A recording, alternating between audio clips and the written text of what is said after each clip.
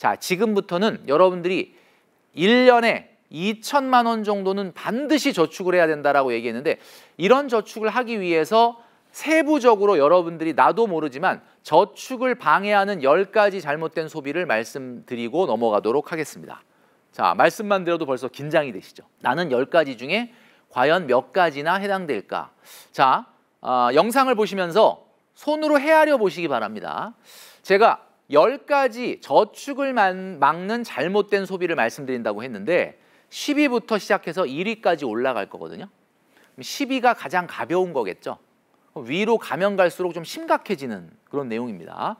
자, 10위를 말씀드리도록 하겠습니다. 10위는 바로 일주일에 구내 식당이 있음에도 불구하고 3일 이상 외식을 하는 습관입니다. 구내 식당이 없는 직장이다라고 하면 뭐 해당 사항이 없을 수는 있는데, 구내 식당이라는 건 뭐예요? 우리 직장에서 굉장히 저렴하게 점심 식사를 할 수가 있는데, 일주일에 5일 정도 근무한다 그러면은 한 3, 4일 정도는 구내 식당에서 동료들과 식사를 하고 하루 정도 외식하면 어떻겠습니까? 자, 그런데 이거를 그냥 점심시간이라도 난 직장 좀 벗어나고 싶다. 그래서 그냥 매일같이 나가서 외식을 하게 되면 최근에 이 점심 물가가 어마어마하죠. 여러분도 아마 느끼실 겁니다. 자, 그래서 10위는 바로 3일 이상 외식하는 습관을 꼽아봤습니다. 자, 안 하면 좋겠어요. 자, 그 다음에 9위는 말이죠. 기본요금 택시를 한 달에 10번 이상 타는 행동입니다. 기본요금 택시가 왜 문제가 되느냐? 바로 기본요금이 문제예요. 기본요금이라는 게 나한테 면제부를 주기가 너무 좋다는 거죠. 내가 뭐 장거리 탔나? 내가 무슨 모범 탔나? 기본요금 가까운 거리 탄 건데? 자, 이렇게 되다 보면 본인한테 특별한 소비의 죄책감 같은 것도 없죠. 그러다 보니까 이걸 편리하게 이용하다 보면 나중에 신용카드 영수증을 받아보면 한 달에 한 10몇 번, 와, 대중교통 한 달치 요금 정도가 또 나온다라는 겁니다. 자, 8번째, 8위는 말이죠.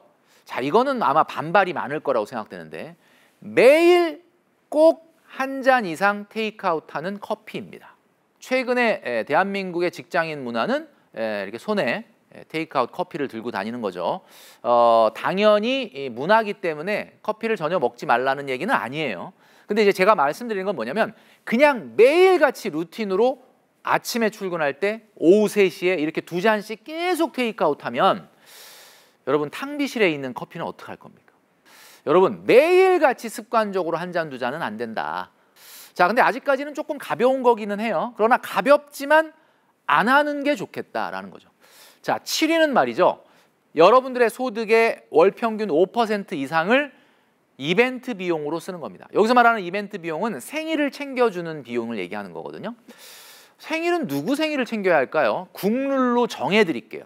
7가지 정도가 있는데, 뭐 예를 들면 헤아려 보면 엄마 생일, 아빠 생일, 어버이날, 뭐 남친, 여친 또는 배우자 생일, 또는 자녀나 형제 생일, 그 다음에 베프 생일, 기념일, 뭐 요 정도는 우리가 그래도 뭐 조금 돈을 쓰더라도 생일을 서로 챙겨주죠. 자, 근데 이 7가지를 제외한 경우는 여러분 애매한 거 있지 않습니까?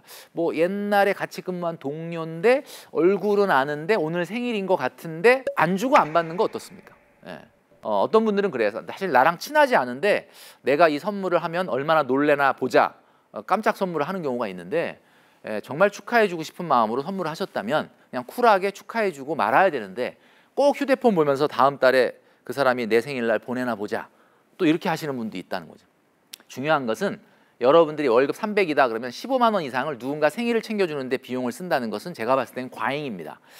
애매한 관계, 안 주고 안 받으면 좋겠다. 그런데 뭐 꼭 굳이 뭐 예를 들면 축하해주고 싶다면 뭐 커피 한 잔 정도 애교는 괜찮겠죠. 자, 6위는 말이죠. 계절마다 신상 의류를 사는 습관입니다. 이번 겨울에 작년에 입던 그 옷들이 있으면 올해는 좀 안 사고 내년에 사는 거 어떻습니까? 경년제로 사면 좋을 것 같아요. 그러니까 예를 들면 봄 같은 경우는 작년에 안 샀으니까 올해 사고, 그죠? 뭐 이런 식으로. 근데 매년 그냥 계절 바뀔 때마다 신상 의류를 사게 되면 옷장에 여러분들 옷을 딱 열어보면 옷이 많잖아요. 근데 항상 하는 얘기가 입을 옷이 없다, 이런 얘기예요. 그 많은 옷을 두고 입을 옷이 없다. 예. 그 뭐 이불 옷이 아니고 그건 무슨 옷인지 모르겠는데 하여튼 여러분 매년 계절마다 옷을 사는 습관은 좀 지양해야 되지 않을까. 이게 바로 6위가 되겠습니다. 자, 10위부터 6위까지 5가지를 말씀드렸는데 여러분 어떠세요? 제가 지금 이 5가지 말씀드린 건 조금 가벼운 거죠, 그죠? 가벼운 거. 자, 그런데 가벼운 거지만 좀 안 했으면 좋겠다 말씀드려요. 자, 지금부터는 조금 무거운 거가 될 수 있는데 이제 5위 들어가겠습니다. 5위. 바로 5위는 월 소득의 15% 이상 되는 문화 레저 비용입니다. 자, 문화 레저 비용이 뭐죠? 여러분 아시겠죠? 필라테스, 요가, PT, 골프, 테니스 뭐 이런 것들이고 여러분들의 취미 활동입니다. 여러분 자기 소득의 15% 이상을 문화 레저비로 사용하게 되면 이분은 아예 저축이라는 것 자체를 하지 못하게 될 가능성이 높습니다. 제가 이 영상을 보신 많은 분들이 그 15%는 문화생활비로 써야 되는 거였어? 나는 그동안 문화생활하면서 15%안 썼는데 이제부터 써야 되겠구나. 자, 그런 결심을 하실 필요는 없습니다. 문화 레저 비용이라는 게 반드시 돈을 써야 문화생활을 하는 것은 아니거든요. 근데 다만 이제 돈을 꼭 지출을 해야 된다면 15% 이내로 관리하시는 게 좋다라는 이야기를 하는 거죠. 4위는 바로 월 소득의 25% 이상 되는 식생활 비용입니다. 최근에는 너무나 물가가 많이 인상됐기 때문에 25%라는 것 자체가 사실 현실적으로 좀 불가능할 수도 있습니다. 근데 아무리 많다고 하더라도 월 소득의 500만 원 이하인 1인 가구 기준으로 보면 25, 30% 넘어가면 안 돼요. 사실은 우리가 살기 위해 먹는 거죠. 근데 이제 어떤 때는 우리가 진짜 내가 이거 먹으려고 일했지 라고 할 정도로 스페셜한 식사를 원할 때는 있습니다. 그건 당연한 거죠. 우리가 한 달에 하루 3끼 간식까지 먹는다면 120끼 정도를 먹게 되는데 그중에 한 뭐 1, 20%는 정말 나한테 보상을 해줄 만한 특별한 식사를 누구나 하고 싶죠. 그러나 대부분은 오늘 또 일을 해야 되니까 먹는 거 아니겠습니까? 자, 그러니까 분명한 한계는 필요하다라는 점을 여러분들이 꼭 기억을 해주셨으면 좋겠다는 거죠.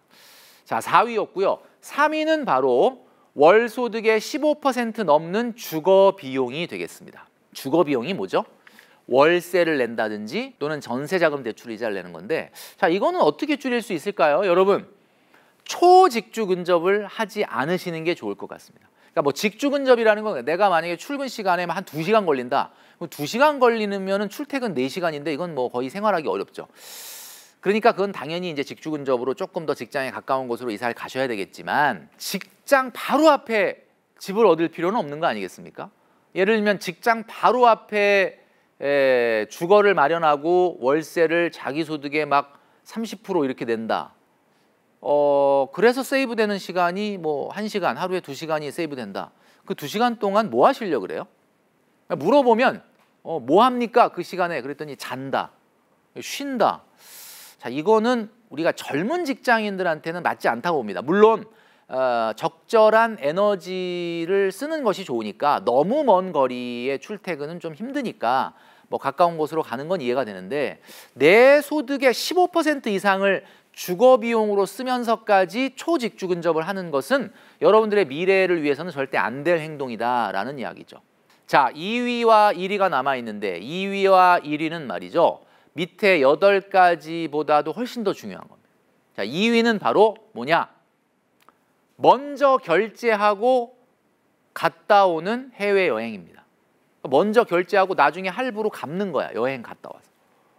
자, 이렇게 되면 여행 경비는 무조건 오버하게 돼 있거든요. 여러분, 1년에 우리가 1년에 여행을 갈 수 있는 예산은 제가 정해 드릴게요. 얼마냐면 여러분들의 월급, 월 평균 소득 있죠. 상여 보너스 다 합쳐서 그 월 평균 소득의 50에서 100% 사이가 적절한 여행 경비입니다. 예를 들면 내가 한 달에 보너스까지 다 해가지고 월 평균 소득이 300만 원이다. 그러면 그분은 150에서 300만 원 정도를 1년에 쓸 수 있는 거예요. 제가 봤을 때 한 200만 원 정도가 한 250만 원 정도가 적절할 거라고 봅니다. 그럼 250만 원 갖고 유럽 여행 못 가지 않느냐 이렇게 얘기하시는데 유럽 여행을 매년 가는 건 아니잖아요.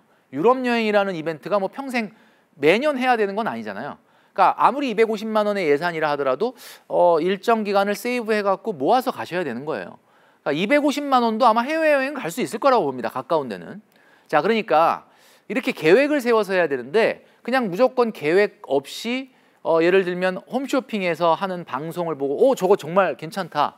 그리고 갔다 오고 일단 돈은 없으니까 할부로 결제한 다음에 여행 갔다 와서 갚기 시작을 하면 여러분 100% 여러분 계획했던 것보다 여행 경비를 더 쓰게 될 겁니다. 자, 이거를 하게 되면 여러분 분명히 여러분 저축할 여력이 없다. 자, 대망의 1위가 남아 있는데요. 이 1위는 바로 뭐냐면 여러분도 눈치채셨겠지만 자신의 월 소득의 9개월치 이상 되는 차를 타는 겁니다. 제가 왜 9개월치라고 말씀을 드렸냐면 자기 소득의 9개월치 이상 되는 차를 타잖아요. 그러면 교통비로 월 소득의 10% 이상이 나가요. 교통비로 10분의 1을 쓴다 그러면 이분이 뭔가 자본을 형성할 수 있겠습니까? 절대 형성할 수가 없죠. 그리고 차는 뭐가 문제냐면 차는 말이죠. 이 차를 사는 순간 차에 들어가는 유지비만 나가는 게 아니에요. 차가 감가가 되지 않습니까? 보통 우리나라 같은 경우는 5년 정도 지나잖아요. 그러면 차의 65%가 감가가 되는데 예를 들어 5천만 원짜리 차를 샀다. 그러면은 한 달에 한 55에서 60만 원 정도가 감가가 되는 거거든요. 그러면 유지비와 별도로 또 50, 60이 또 나가는 거거든요. 그러면 또 차가 있으면 여러분 어때요? 차가 있으면 그냥 고이고이 모셔놓고 그냥 눈으로 감상만 합니까? 아니잖아요. 타고 나가죠. 나가서 뭐 해요? 또 소비를 하죠. 그렇기 때문에 차는 말이죠. 밑에 있는 이 8가지, 9가지에 버금갈 정도로 대단한 문제를 일으킬 수 있는 여러분들의 저축을 못하게 하는 방해물이 될 수가 있다라는 재밌는 게 있습니다. 제가 지금 5위부터 1위까지 말씀드렸는데 5위부터 1위까지는 좀 무거운 거고 10위부터 6위까지 가볍다고 했는데 제가 직장인들을 만나보니까 밑에 가벼운 거 5가지는 해당되지만 그래도 난 위에 5가지는 무거운 건 해당 안 된다 라고 하는 사람들은 굉장히 많습니다. 다행이죠. 그런데 참 희한한 거는 위에 5가지 해당되는 분들을 보니까 밑에 5가지는 다 해요. 그러니까 위에 5가지가 되는데 밑에 5가지 안 한다 이런 사람은 없다는 거죠. 이게 뭘 얘기하겠습니까? 내가 막 결제하고 여행 가는 습관이 있고 그 다음에 내 소득에 비해서 너무 과한 차를 타는 사람이 커피를 안 먹겠어요? 옷을 안 사겠어요? 그렇지는 않거든요. 그러니까 이게 여러분 제가 지금 말씀드린 이 10가지를 보면 많은 분들이 반발심이 들 수도 있어요. 그 정도도 안 쓰고 어떻게 사냐라고 이야기하실 수 있을 것 같은데 제가 분명히 말씀드리지만 자동차만 감가가 되는 게 아닙니다. 여러분의 직장 생활의 밸류도 감가가 되거든요. 여러분 직장 생활하는 분들이 평생 400번 정도, 그것도 굉장히 운 좋은 사람들이 400번 정도 받으면 끝나는 게 월급이거든요. 여러분 만약에 직장 생활 한 10년 정도 하셨다. 그러면 이제 얼마 남은 겁니까? 120번 받았잖아요. 이제 280번 남은 거예요. 내가 직장 생활을 1년, 3년, 5년, 7년 이렇게 연차가 늘어날수록 나의 미래의 경제활동의 가능성은 감가가 이루어지고 있는데 그 감가 생각하고 있습니까? 감가되는 만큼을 뭔가 자본으로 축적을 하고 있습니까? 만약에 안 하고 있다라면 여러분들은 사실은 제가 이런 말씀 드리면 월급이 공금이라는 개념이 있거든요. 이게 여러분들의 돈이 아니에요. 여러분들만의 돈이 아니에요. 왜냐하면 이 월급은 말이죠. 지금 여러분들만 쓰라고 주는 게 아니라 여러분들의 5년 후에 여러분, 10년 후에 여러분, 20년 후에 여러분하고 나눠서 사용을 해야 되는데 내가 지금 내가 마음대로 할 수 있고 내가 관리의 권한이 있다는 이유로 10년, 20년 후에 여러분의 돈을 여러분이 마음대로 한다? 제가 그래서 저축을 해야 된다라고 직장인들에게 말씀드리고 있는 거고요. 어떻게 저축할까요? 라고 하는 질문이 굉장히 많은데도 불구하고 저축하는 방법보다 제가 먼저 소비에 대해서 말씀드리는 이유가 제가 지금 말씀드린 10가지의 소비를 다 조금씩 해당이 된다.